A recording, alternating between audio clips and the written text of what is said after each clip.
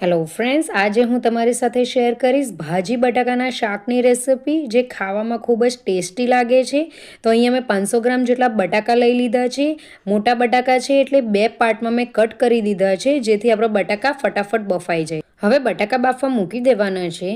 જ્યાર સુધી આપણા બટાકા બફાય છે ત્યાર સુધી આપણે મસાલો કરવાનો છે. તો મિક્સર જારમાં લીલું મરચું, આદું, લસણ, આખા ધાણા, જીરું આ બધું જ આપણે પલ્સ મોડ પર ગ્રાઇન્ડ કરી દેવાનું છે.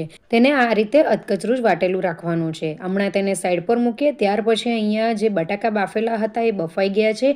તેની મેં છાલ કાઢી લીધી છે. તો હવે તેને આ રીતે નાના નાના પીસીસમાં કટ કરી દેવાના છે. ત્યાર પછી અહીંયા એક પેણીની અંદર 4 ટેબલસ્પૂન જેટલું તેલ લઈ લીધું છે. તેની અંદર હિંગ, રાઈ, હળદર આ બધું જ એડ કરી દેવાનું છે અને બધું બરાબર મિક્સ કરી દેવાનું છે.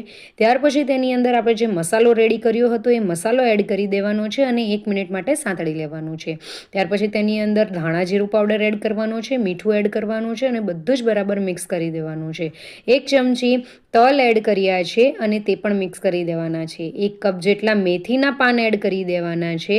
મેથીના પાનને આપણે 1-2 મિનિટ માટે સાંતળી લેશું અને ત્યાર પછી આપણે જે બટાકા બાફેલા કટ કરેલા હતા તે એડ કરી દેવાના છે અને બધું જ બરાબર મિક્સ કરી દેવાનું છે. ત્યાર પછી ઉપરથી કોથમીરના પાન એડ કરીને બધું જ બરાબર મિક્સ કરી દેવાનું છે. ફ્રેન્ડ્સ, આ શાક બનતા ફક્ત 5 થી 10 મિનિટ લાગે છે.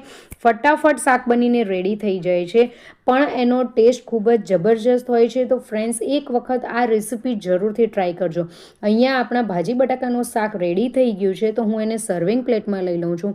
તમને મારી આજની ભાજી બટાકાના શાકની રેસીપી ગમી હોય તો મારી રેસીપીને લાઇક, શેર અને કમેન્ટ કરજો અને ચેનલને જરૂરથી સબસ્ક્રાઈબ કરજો.